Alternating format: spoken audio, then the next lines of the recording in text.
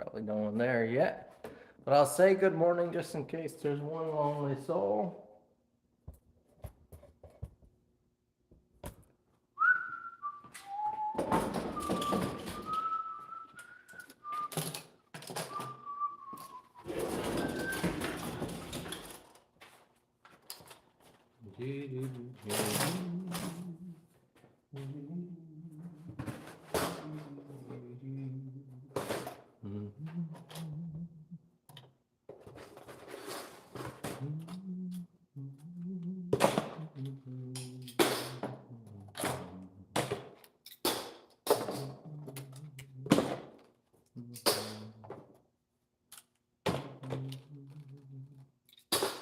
Morning, Rick.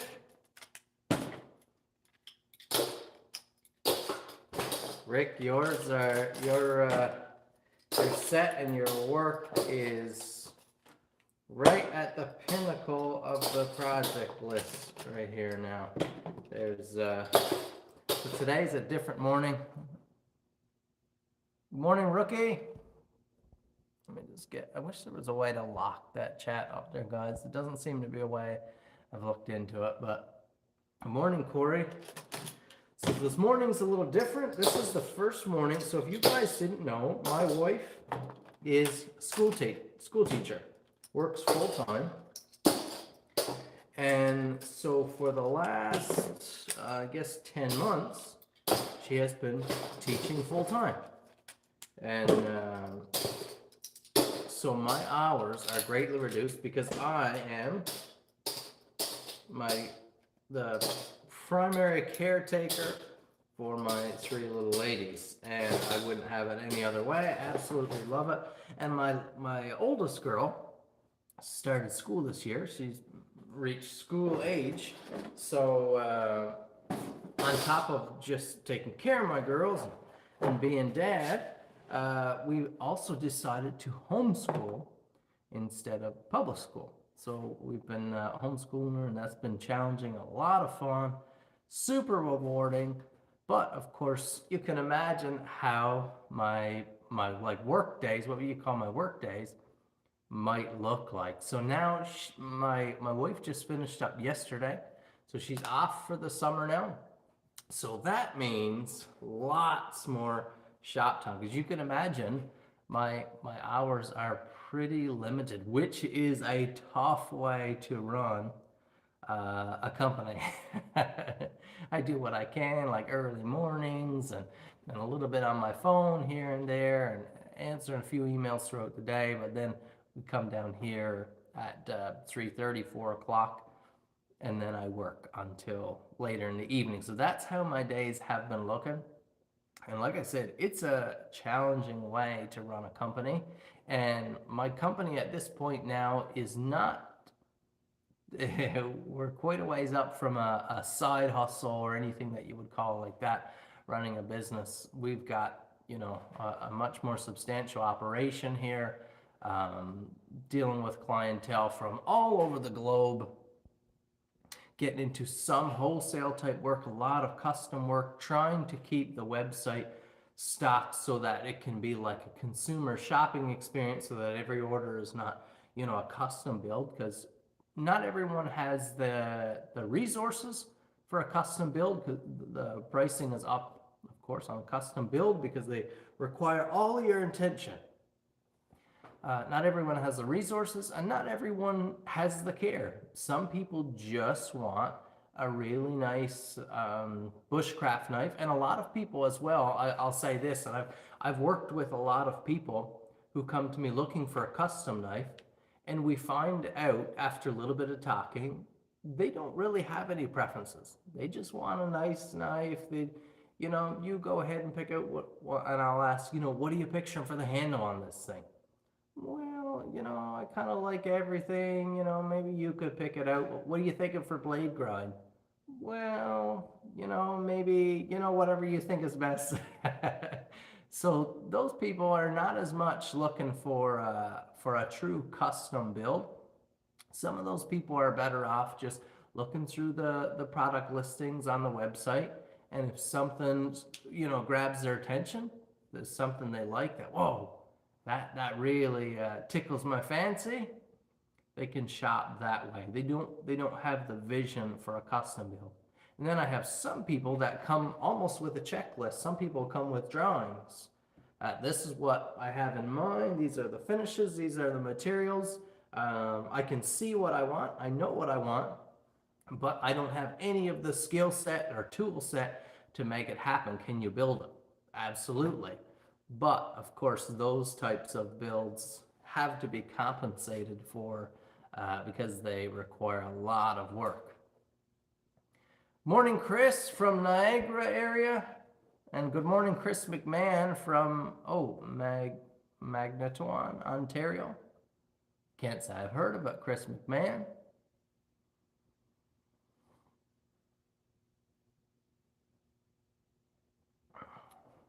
Vox, my first sharpening video, September 29th, 2014, my birthday, really. 257 views. So my 9th video, that was my 9th video, posted in 2014. Wow. So we're coming up on 10 years. Wow. Man, 10 years really of content production. That's a long time. Whew. I've got lots of sharpening work here to do lately. Thank you, FAMAS Master, Chris. Chris, what is that FAMAS Master? I always call you Chris, not your tag, because the tag is a little bit tricky. But I really appreciate you saying that. We've been putting out some beautiful work here, work that I'm very proud of.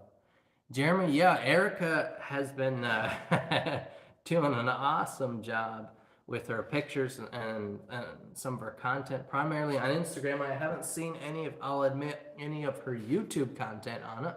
I know she has a YouTube channel now, but her Instagram content has been great. She's a great photographer and does a nice job kind of creating a story over time. I can definitely pull some pointers from that in terms of how she's able to market a product repeatedly, a single product repeatedly within the same week, and it doesn't seem to get old. I would have thought, sometimes I feel like I have Lincoln Electric as a business sponsor, and I've been working with them a few years now. But it's my job to market and help them promote their product. And sometimes I feel like to just post that comes across as, maybe it's inorganic or too sales pushy or whatever. I don't know, what do you guys think of that? Because like I said, I've been watching Erica, and she's posting the bake apple that we sent down there, sometimes multiple times a day, but almost every day it makes it into a story or a post. And of course I'm happy as the maker of the knife, the owner of the brand. I'm very pleased because I'm seeing that this bake apple is being marketed, and like I said, she does a really nice job presenting it and tells a story, but doesn't get old for me. So I was wondering, how do you guys feel about it? Let me just pull the chat up again.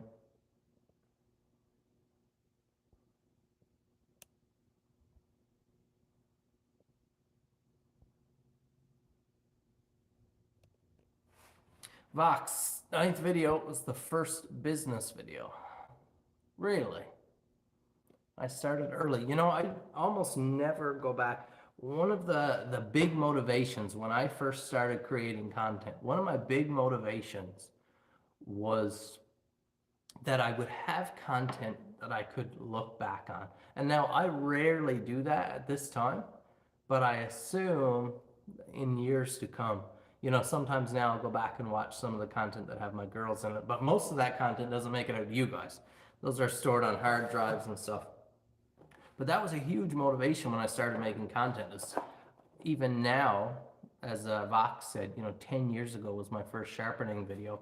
And I know right around then or shortly after, would have started getting the very early outdoor type adventure content from me as well. So to go back now and see myself 10 years younger out in the woods with an axe, and I know there were some videos there with Ray and with Cody, Scott, some of you people know him as, some good memories made there, and would be fun probably to go back. I don't really do that at this point. I bet it would be fun to go back and watch some of those. I'm gonna grab my charger real quick here. You guys let me know how the audio and video is going.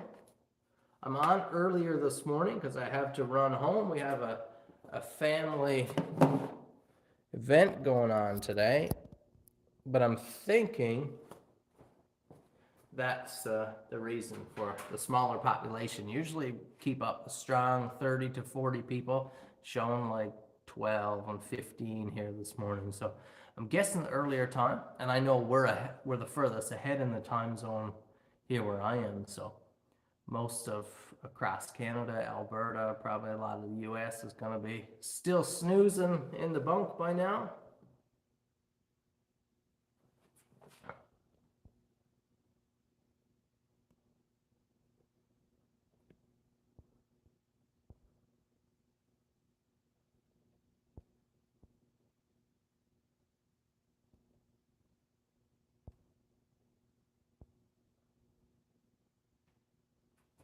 Oh, that's great, Quinn. That's exciting. I just saw your email there. I'll get back to you ASAP. Good morning, Ian. Rick, yeah, it's a little bit earlier. I think you're what, an hour and a half behind us? So what is it now? Around 10, I'm guessing. So 8:30 or so where you are. I thought I'd show you guys a few knives. That's what I've been at in the shop here this morning. Finishing up some custom orders and some stuff to go up on the website. Let's have a look here. We have a Master Hunter, which I just love this pattern. Look at the beautiful forged finish. Look at the character that's coming on this blade. Just beautiful. A Master Hunter, a polished tang in a camouflage micarta. And check out, we have orange liners, orange and black spacers, 1/4-inch brass pins. And the Master Hunter is one of my newest patterns, of course. It is a fairly large knife, and it is I just think it's a beautiful hunting pattern. It's got the size, it's got all the grip features you would want. It's got all the blade dimensions and profiling that you would want to make a great hunter pattern. I just think it's a beautiful knife. Thank you, Jeremy. That's a Master Hunter. This will be listed on the website for sale very soon, this upcoming week, unless someone emails me. You have the option there in the description now. We have my email and my website, my web address there if you want to check out my web store. But I was going to say, this one will be posted on the website sometime soon, unless someone private emails me and looks to purchase it. Going from there to quite a bit smaller, we have some EDC Wharncliffes, and very, very pretty ones. Most of the EDC Wharncliffes so far have been kept pretty simple, but we're starting to get a little bit different with it. So check it out. The Wharncliffe pattern, really nice. Of course, we have a polished 1/4-inch nickel. That's what we've done. And then we have, covering up the jimping there, we have, check out that blue liner and the black liner. You see that against the gray G10? Oh, nice. This, in my opinion, is even a little more my style. This is in a tan G10, like a desert tan, really nice with a brass. And then we have, you can see a textured linen, natural micarta against the tang, and then a forest green liner sandwiched between that. And I know the camera doesn't do an awesome job at contrasting those colors, but it's real nice. You got that forest green, the natural, and the tan. Just such a good, like, warm color scheme. And then we have, check out the figuring on this. This is like a rose pink, like not a harsh hot pink. Oof, man, that's sharp. Just nicked my skin there, but we're good. Didn't break through. But have a look, that EDC Wharncliffe in that rose pink. Thick black liner. Polished tang, just a really nice configuration. I hope the right person gets to enjoy that one. So again, it'll be posted on the website. Couple tradesmen's coming off the bench here. We have a zebra wood, all the same facets, but unless you're in person, you can't see all the facets the same because the wood just has so much going on there. We did a thick black liner. Check out those grind lines, just really, really classic. And then a blue liner. The smudging, you're going to see smudging against the polished tang. A blue G10 liner with a gray G10 on the outside, forge finish. Really nice. Look at the grind lines on that one. It looks so sharp and clean there.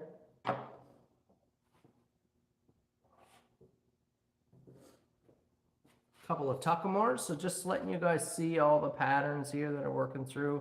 A couple Tuckamores in saber grind, one in a black liner, one in a red liner, both gray, G10, nickel hardware. What a great pair. What a great father-son set there. Just really, really nice. These still need just final cleanup and oiling, but they were just sharpened. I just sharpened them all just now. Then we have a bushcrafter here, forge finish saber grind. This is in a Palm Sapel, polished tang.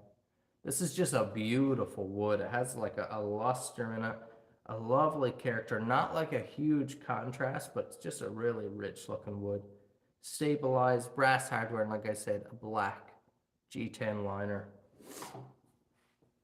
And then a bunch of bake apples, always. And a batch never goes through without a whole bunch of bake apples in there. That's usually the case. Couple in brown burlap here. A couple in that beautiful blue, the natural liner. Rick, good question. Rick says, how far away am I from taking on an EDC folder? I don't know. It depends on how much free time, or not free time, but how much workshop time I get over the next 12 months. I need to put in some good R&D time. I'm getting this, I have the setup here for it now that I could handle it nicely, but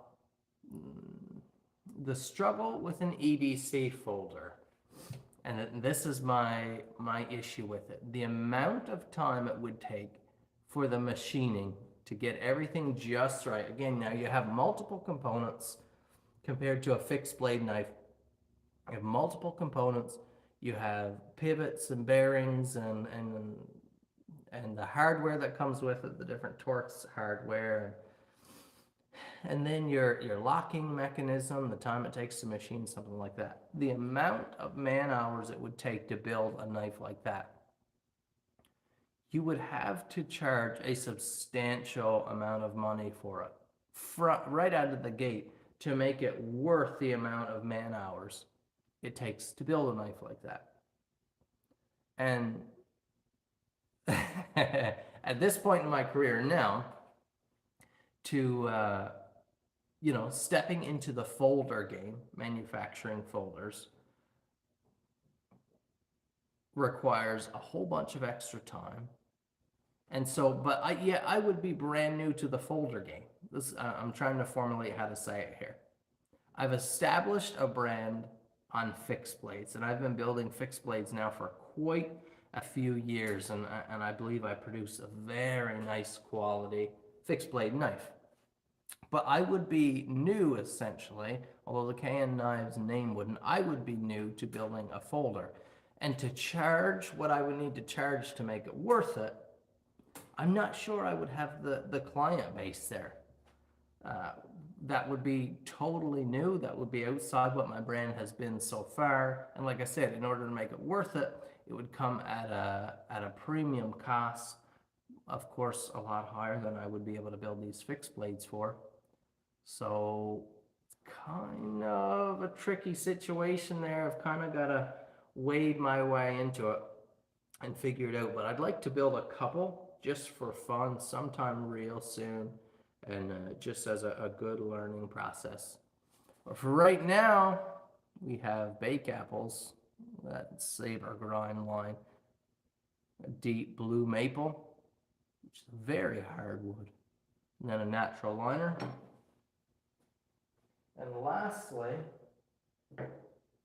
we have some Bake Apples here and a cherry red micarta. This, again, these don't have final oiling, so they're a little bit dusty colored right now, but we have, red G10 with a black G10 liner, Saber Grind forge finish. These are just a great knife. Let me unplug you here. Step away from the knives for a minute. We have a nice morning with fog rolling in the bay. Oh, David's commenting on his tradesman. Yeah, that's here in production now, my friend. Thank you, Rick. I've been wanting for years to build that folder. And this machine right here was a big step toward that. For folders, a milling machine is pretty essential. You could hand carve everything, but getting the perfect dimensions, and again, like I mentioned on a recent video, on that Chris Reeve knife, making it repeatable is possible on this. And then there's a new piece of equipment added to my shop just recently. You guys will see a video, but have a look at this monster. A little over 6 feet tall, 400 pounds of a lot of cast iron. Just beautiful, beautiful. Variable frequency drive here. Keyed ignition. This is just a beautiful machine from King Industrial. And still waiting to get it set up with the proper blades for it. But it is really, really nice. So lots of progress happening here. And hopefully lots of content coming soon. I have several videos filmed now, ready to just edit and upload. We've got that Chris Reeve project that I've got to finish up there for you guys and for my client. Got a lot of buck builds. You guys can let me know, is there something now that I have a little bit more time in the week? Is there something in particular that you want to see me address? Is there something you want to see? Do you have questions on any work?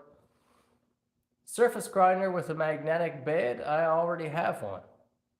That runs on my 2x72 grinder.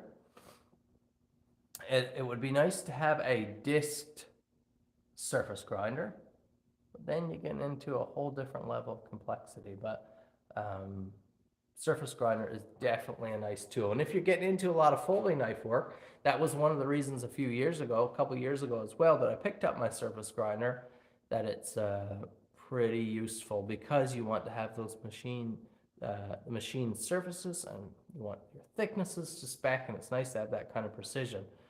So I do have a surface grinder. Like all the tooling, everything is kind of in place to make that step to a custom folder. So I'm gonna have to make it happen. That's what I'm seeing here. Chris, my ladies are doing wonderful. They're excited. They're all excited now to have mom home for the summer, and not as excited about me spending a little less time around the house, but we're all looking forward to the change up and the time and freedom to do some more stuff. But everyone's happy and healthy. What's going on today? We're having sort of a little grad party for my girl who finished up her first year of schooling, kindergarten. So we're having a little grad party, some food, family coming over. Complexity. The TV tray days. I'm just curious, how many of you here were here then, working in the driveway I lived in? That was one of my very early rendition workshops. That was my work surface at the time. Was a $15 Walmart TV tray, and it was set up in the driveway, and I would just unfold it and bring it out. And what that mainly held, I had two power tools really at that time. I had a little 1x30 belt sander, and I had a bench grinder, a Delta, a little small 6-inch bench grinder that had a wire wheel and I believe a disc on the, or maybe it was a polishing wheel on one side. Yeah, that's what it was. Wire wheel on the other side. And that's what I started much of my work with, all those restorations and stuff. And I kind of built the foundation to my channel, my YouTube channel here, off of that. Those were the, I can't say the good old days. We had some good fun. And that's, at that time, I was, really, I can't say obsessive, but near obsessive with YouTube and just putting everything into driving on YouTube and building an audience. And that was so much fun. But I can't say the good old days because I haven't had anything that tops these days that I'm living right now. And I hope that can continue for the length of my life. I know that's not likely, but that's what I'm praying for and believing for, is that they would just keep getting better. I don't know. I'm sure a lot of you guys here are older than myself. What's your opinion on it? What is your opinion on the on how life goes? I know some of you guys there. I know one guy in particular has dealt with some health issues in recent years, and I'm sure when he was a little younger and a big strapping man that I don't know how he feels. I'm not going to speak for him, but has run into some health issues and is not mobile the way he was and dealing with pain and torment. I know things like that sometimes come along and put the damper on things, but I'm so thankful so far.